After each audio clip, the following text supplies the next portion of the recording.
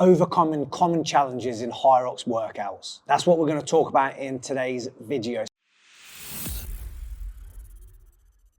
So there's 7 that we're going to go through and then see how many of these you can relate to and how many of these you are doing, and then we're going to give you some ideas to overcome these challenges. We're going to start off with number 1, and that is physical fitness. The first challenge that you're going to face when you come to do Hyrox is, are you fit enough? We've covered that in other videos about fitness in Hyrox. Yeah, we definitely weren't fit enough at the beginning. But you will need to look to develop your endurance, your strength. But these are things you can develop. You don't have to wait until you've developed all of them until you can do Hyrox. Nope. So get involved, get doing it. But that is the number 1 common thing that people think. They think, I'm not fit enough to do it. I can't do it. Yeah. I'm going to wait until... Yeah. Dot, dot, dot, dot, dot. It looks scarier when you see the format than it actually is when you get going, to be honest, isn't it? Look at it and you're thinking, I'm going to have to do all this running, I'm going to have to push a sled, pull a sled. It looks horrendous, I'm not going to lie. On paper. On paper. When you break it down, it's actually not that bad and anyone can do it. And if you really do think it's bad, do it as a doubles. If you're thinking, oh, I'm not sure if I want to do it, there's the relays. No, I'd never do the relay, in my opinion. Yeah, I think the time to do the relay, I think really, is if you've done another event there and then you add the relay on, because you're only going to do team spirit. 2 runs and 2 workouts. I think if you booked on to do that, you'd go, oh, is that it? We're finished. It's finished already. I've done 2 kilometers run and I've done 2 of the workouts. Yeah, but they hurt. It's going to hurt. You're going to push yourself, but you're going to pay. You're going to pay your money to go to Hyrox. Turn up. Your training thing for Hyrox is over within 20 minutes. Anyone that does a relay first off before anything else always wants to do more, don't they? Yeah, they then go, oh, I wish I'd done the doubles, or I wish I'd just done a single. So they're a good way to get people in, but I think they're going to push it more so people are doing the relays for an extra thing while you're there. Number 2 is mental toughness. I think the way you gain the mental toughness is by making sure some of your training is giving you that ability to push through when things get hard. And that's a lot of people don't do that in their training, and we've only just started to really do that, haven't we? Hard sessions are hard. Yeah. Easy sessions are easy. It's getting that right balance. And when you do those hard sessions and those hard runs and those hard workouts, and your heart rate's sitting at anaerobic threshold, and you're going, oh, this is tough to do. The more you do it, the more you go, yeah, it is tough to do. It's supposed to be tough to do, but you can do it. So don't turn up to Hyrox without doing some training. You can do, but if you want to turn up and be like, yeah, I'm feeling all right, put yourself in that zone. That difficult zone 4 or 5, what they say on my zone or whatever it is. It hurts. I've had a few tears doing training, haven't I? Yeah, Not that you've seen. You don't have to push yourself that hard. But yeah, no, to get that mental toughness, you have to put yourself in like with anything, you have to put yourself in a zone where you wouldn't normally go to develop that toughness. So to develop that toughness, you're going to have to get working hard and doing what you're doing. So to prepare yourself for that, put it in your training. Make sure your training is hard enough so you go, whoa, that's a challenge. Train as if you're in a race with somebody. That's how I get through it. I pretend in my head that I'm racing somebody just so it feels like an actual race. I think it's good to watch motivation stuff, people that inspire you, and then when you're in that tough bit of your run or whatever in your head, you're thinking, I want to stop. You want to have stuff to think of as why you're going to keep doing it and what's going to get you through it. Even if it's a good bit of food at the end, like a burger. Anything that motivates you to get through it. So that's me. number 2. Number 3 is familiarity with the exercises. So if you haven't done the exercises before, you are going to be thinking, oh, can I do the sled pull? Can I do the sled push?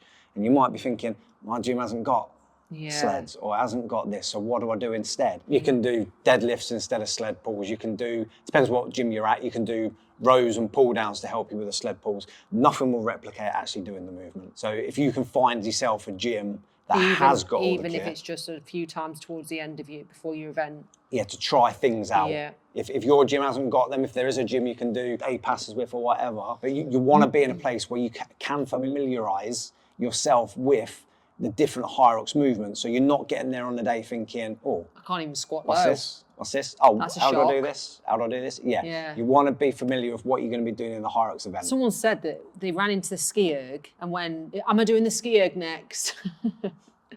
I think some people do just turn up at Hyrox and not even looking at anything. Oh my God. Not knowing how many to do with an exercise or whatever. But yeah, but each to their own on what they're doing. But But Seriously? a little bit of preparation doesn't do you any harm, and it's easy to find out.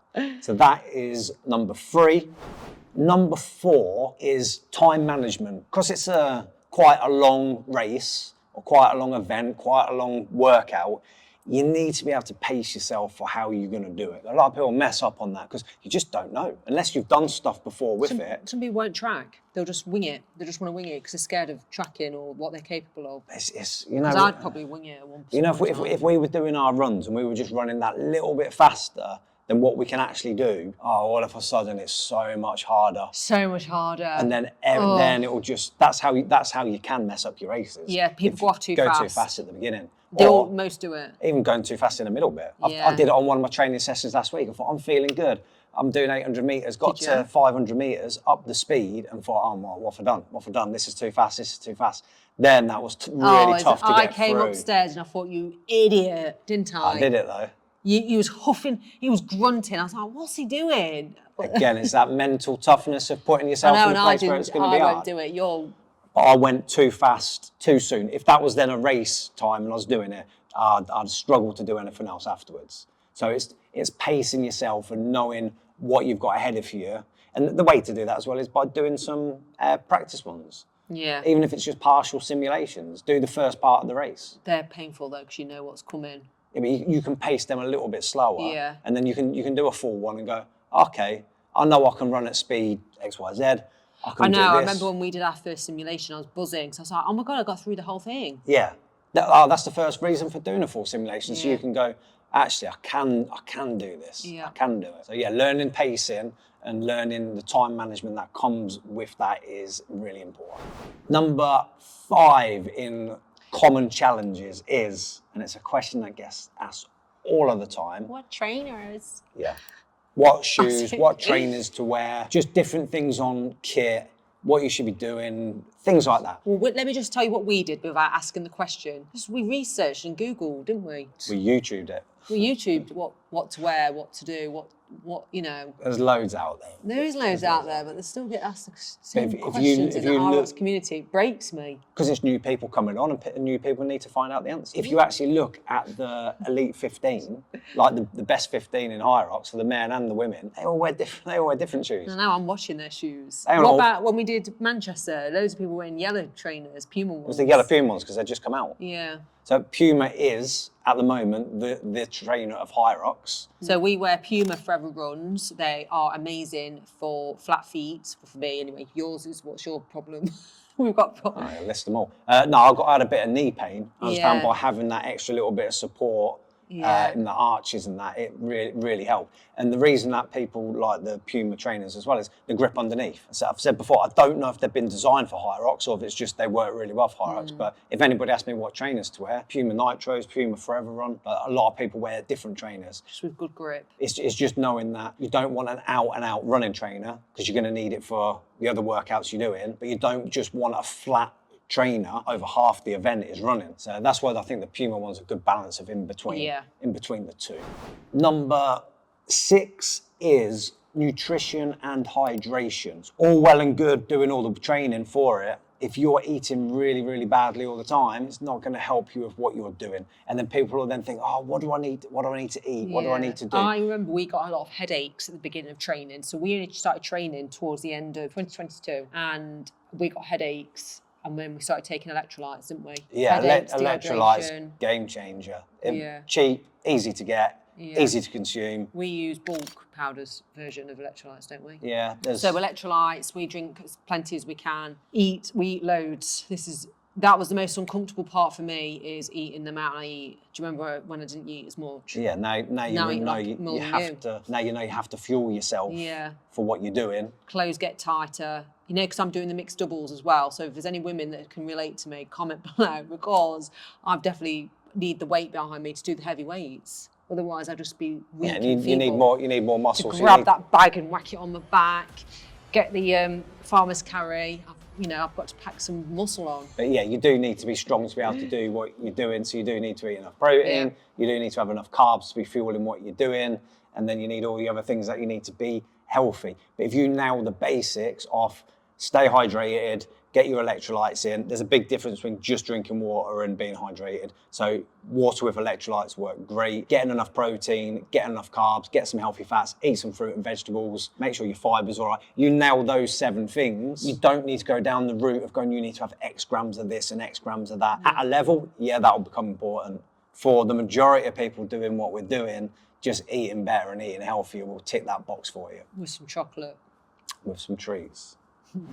And the final one, number 7, is injury prevention. It's very easy to get carried away with your training and everything else for Hyrox and try and want to do more and more and more and more and then eventually get injured. There's not many people who will manage to go injury-free forever and ever and ever. No. You're going to pick up niggles. It's just how you manage them and how you deal with them and try and have as few as you can by nailing some basics of training. So some of the basics I'd say is you need to be doing some strength work to make sure your muscles are strong enough for what you're doing. You need to make sure that you're training, you're not doing way too much, way too fast and getting carried away with it all. And the main one's definitely recovery. If you should have a recovery plan for what you're doing, that might just be, and something you're massive on, is bedtimes. I'm so sleep. precious about sleep. Like my sleep, I know when when I'm stressed, I don't sleep as much, but I like my 8 hours a night, and it's made a massive difference. Think about how important it is to you. So we take it quite seriously, and not everyone will, so that's absolutely fine. But I also think if you're doing Hyrox, I don't think you're just going to do one. Most people don't do one because it is very addictive, and